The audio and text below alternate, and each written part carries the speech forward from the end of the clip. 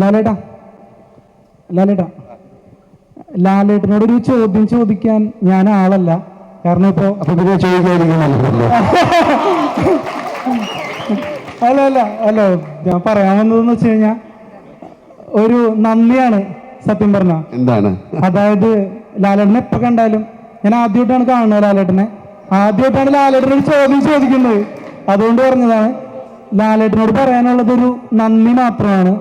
ഈ മലയാളക്കരയിൽ വന്ന് പിറന്നതിന്, മലയാള സിനിമയിൽ അഭിനയിക്കാൻ തീരുമാനിച്ചതിന്, അതോടൊപ്പം തന്നെ ഞങ്ങളുടെ ദുഃഖത്തിലും സന്തോഷത്തിലും രോമാഞ്ചത്തിലും ഒക്കെ സിനിമകളിലൂടെ ഒപ്പം നിന്നതിന് നന്ദി മാത്രമുള്ളൂ ലാലേട്ടാ പറയാൻ.